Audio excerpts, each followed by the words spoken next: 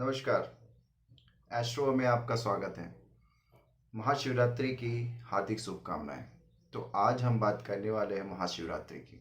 महाशिवरात्रि हम क्यों मनाते हैं, इसके पीछे क्या टेक्निकल रीजंस हैं। आज हम बात करेंगे महाशिवरात्रि की, क्योंकि शिवरात्रि हर महीने आती है। साल के 12 शिवरात्रि मनाए जाते हैं, लेकिन यही शिवरात्रि क्यों इतना इम्पोर्टेंट हो जाता है कि इस शिवरात्रि के दिन अगर हम फास्टिंग करें या उपवास रखें तो हम हमारी सारी मनोकामनाएं पूर्ण हो जाती हैं। हर महीने के त्रयोदशी शिवरात्रि मनाई जाती है। तो ये शिवरात्रि साल के अंत, यानी कि अगर हिंदू कैलेंडर के हिसाब से अगर आप देखोगे तो ये साल का आखिरी महीना है और इसे कहा जाता है फागुन। फागुन महीने के त्रयोदशी को ही शिवरात्रि कहा जाता है। वैसे तो हर महीने के त्रयोदशी को शिवरात्रि आती है, बट ये वाली शिवरात्रि जो फागुन महीने में आती है ये बहुत महत्वपूर्ण हो जाता है, क्योंकि आज ही के दिन शंकर भगवान यानी कि महादेव और पार्वती का विवाह हुआ था। और एक मान्यता है कि आज ही के दिन शंकर भगवान ने कामदेव को भस्म में किया था। शिवरात्रि के दिन हमें ये पता चलता है कि हमें अपनी इच्छाओं पे कंट्रोल रखनी है। हमें उतनी ही इच्छा रखनी चाहिए जितनी हमें ज़रूरत है, क्योंकि कामदेव हमारे इच्छा थे।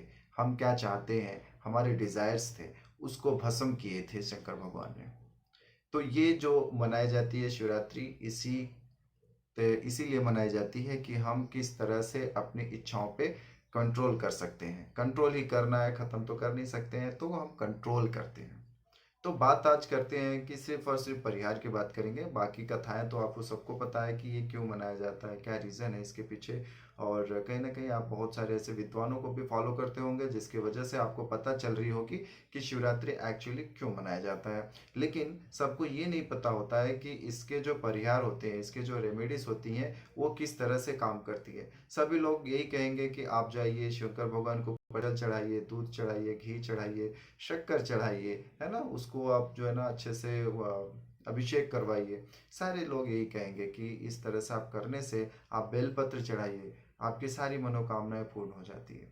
लेकिन ऐसे करने वाले कितने ऐसे लोग हैं जिनकी मनोकामनाएं पूर्ण हो जाती हैं और वो कहीं ना कहीं अपने बाधाओं यानी कि अपने प्रॉब्लम से मुक्त हो जाते हैं।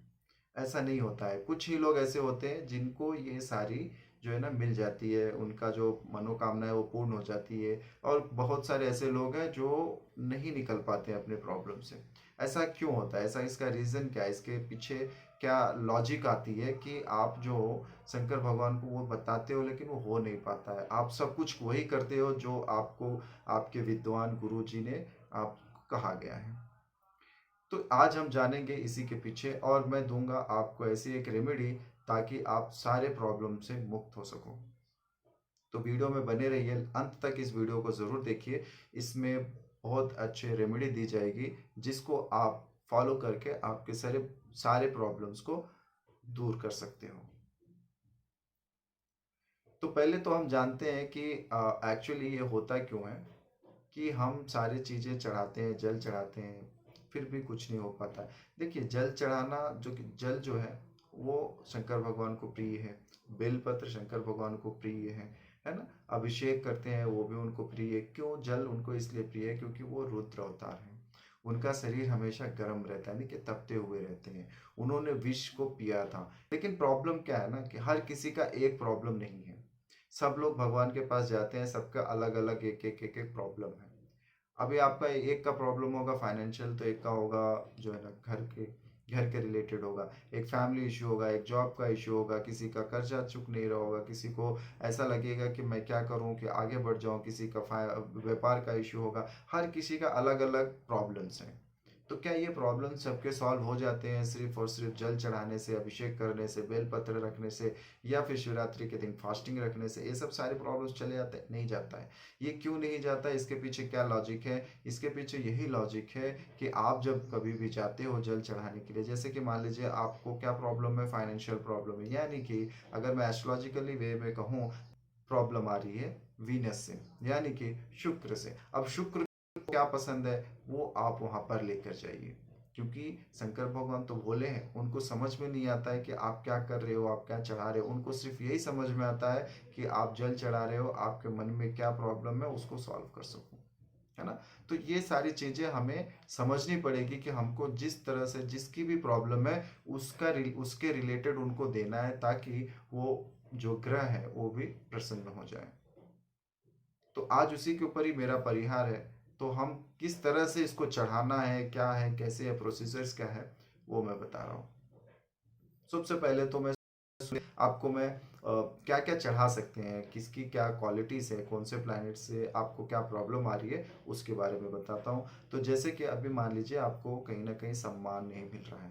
आपके काम की जगह पे या कहीं भी आपके फैमिली में या बाहर कहीं भी आपको सम्मान की प्रॉब्लम आ रही है, तो आप सूर्य के रिलेटेड प्रॉब्लम से ग्रसित हैं। आपके फादर आपसे अच्छे से बात नहीं करते हैं, फादर और सन के बीच में कहीं न कहीं प्रॉब्लम्स हैं, मनमुटाव चल रहा है, तो कहीं न कहीं आपका सूर्य खराब है। तो सूर्य के रिलेटेड आप उनको सूर्य को क्या चढ़ाना चाहिए, सूर्य के रिलेटेड क्या है, वो है आटा।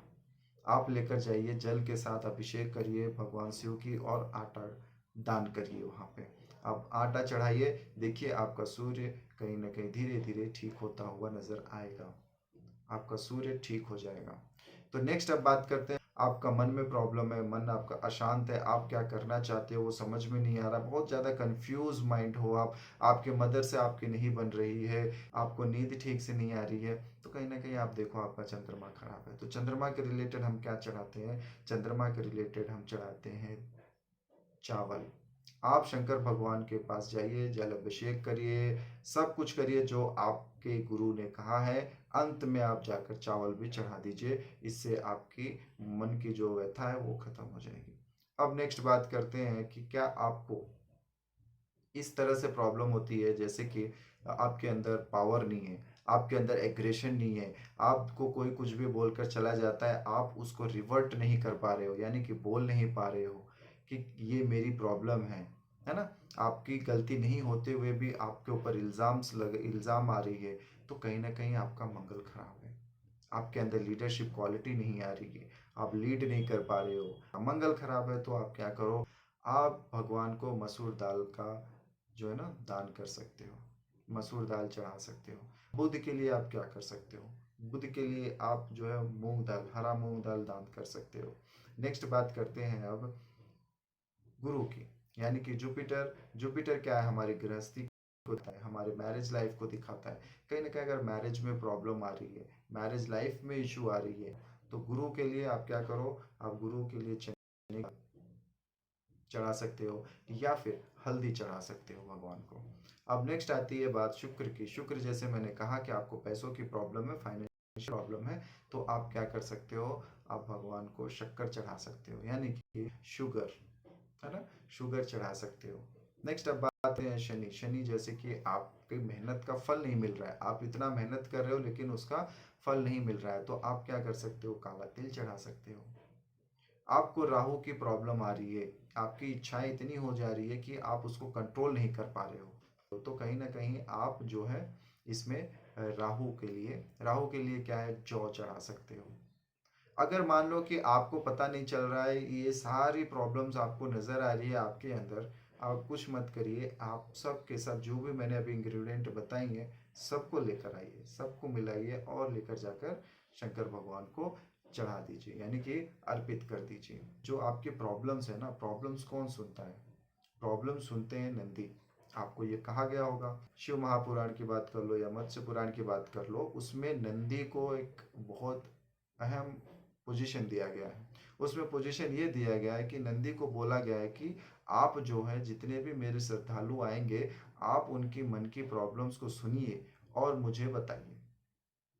अगर उसमें कितने लोग अच्छे हैं, कितने लोग सच्चे हैं, मन में कितने की बहुत असली में प्रॉब्लम्स हैं, वो सब छुटकारा पाना चाहते हैं, तो आप समझिए वही मुझे बताइए जो मन के सच्चे हैं।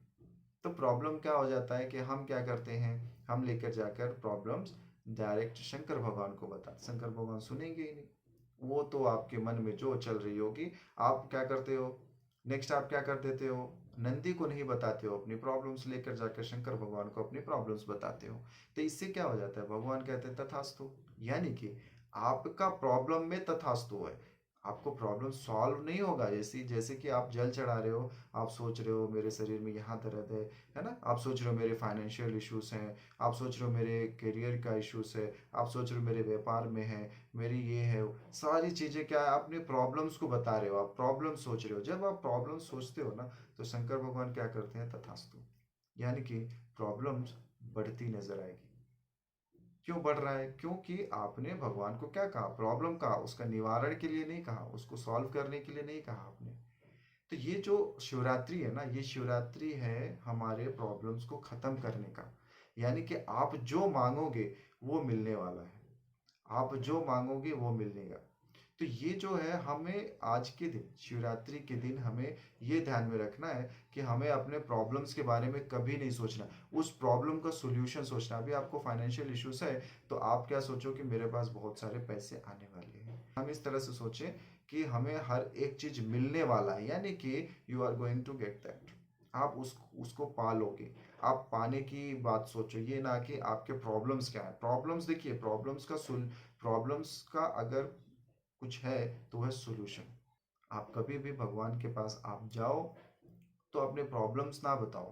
प्रॉब्लम्स बतानी है तो अपने मन में रख लो, उसको ख़त्म कर दो। जैसे ही आप शंकर भगवान के पास जाते हो, तो वहाँ पे प्रॉब्लम्स नहीं बतानी है, वहाँ पे बतानी है कि आपको क्या चाहिए।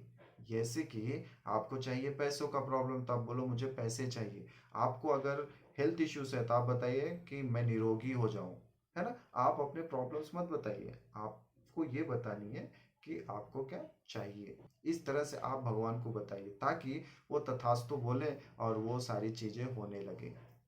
हम क्या करते हैं, हम अपनी प्रॉब्लम्स लेकर उनके पास पढ़ चले जाते हैं और प्रॉब्लम सुनाने लगते हैं। क्या आपको लगता है कि भगवान को आपके प्रॉब्लम्स के बारे में पता नहीं है? क्या आपको लगता है कि वो नहीं समझ रहे हैं आपके मन को, आपके मन की बातों को नहीं सुन रहे हैं? सब सुन रहे हैं, लेकिन क्या है, आप वहां पे जाने के बाद क्या करते हो, ये इंपॉर्टेंट हो जाता है। तो ये सारी चीजें जो मैंने कही, इंग्रेडिएंट, जो सूर्य से लेके शनि के बारे में बात करी मैंने, तो आप जब भी जल चढ़ा दो, जल चढ़ाने के बाद क्या करो कि ये सारी चीजें आप वहां पर चढ़ाकर ओम नमः शिवाय का 11 बार या 21 बार या 51 बार या 108 बार अगर कर सकते हो, तो वो आप जप करके वहां से आ जाओ। अगर मान लीजिए ये सारी चीज़ें आपके मंदिर में उपलब्ध नहीं है, क्योंकि मंदिर में आप दान नहीं कर सकते हो, तो आप घर में भी इसके अभिषेक कर सकते हो। इनको जो है ना, सारे इंग्रेडिएंट, आपको फाइनेंशियल इश्यूज है तो आप शक्कर चढ़ाते हुए थोड़ा सा शक्कर लेना है, ओम नमः शिवाय कहना है, फिर शक्कर लेना है, ओम नमः शिवाय, ऐसे आप 108 बार शिव भगवान को अर्पित कर सकते हो। तो प्रोसीजर यही है कि आपको जिस भी चीज के लिए प्रॉब्लम है, वो चीज आप अपने साथ लेकर जाओ, उसको शंकर भगवान को 108 बार ओम नमः शिवाय अपन जो है ना कहते हुए, आप या तो मृत्युंजय मंत्र अगर जाप कर सकते हो तो बहुत बेहतर है, अगर नहीं तो आप ओम नमः शिवाय का 108 बार जप करते हुए उन सारी चीजों को डाल सकते हो। अगर आपके पास इंग्रेडिएंट नहीं है, आपको 9 प्लैनेट्स के बारे में बात करनी है, आपके पास इंग्रेडिएंट नहीं है, तो आप फ्लावर्स ले सकते हो, उनके रिलेटेड कलर्स, जैसे कि अगर सूर्य का हो तो ऑरेंज ले लो, मून का हो तो सफ़ेद कलर का ले सकते हो, मंगल का हो तो लाल कलर का ले सकते हो, बुध का अगर प्रॉब्लम है तो आप हरा कलर का ले सकते हो, है ना? हर एक कलर का आपका फूल मिल जाएगा। शनि है तो नीला ले लो। तो इस तरह के अगर आपके पास फ्लावर्स है तो फ्लावर्स आप चढ़ा सकते हो 108। अगर कुछ भी नहीं है तो सफ़ेद फूल से भी आप अभिषेक कर सकते हो। 108 बार ओम नमः शिवाय कहना है और भगवान को चढ़ाना है। महादेव को आप किस तरह से प्रसन्न कर सकते हो, ये मेरी छोटी सी वीडियो, इसे आप ज़रूर करिएगा। ये आपको 100% कहीं भी, ये एक 100% काम करता है और ये आपको सारे प्रॉब्लम से दूर करेगा। ओम नमः शिवाय।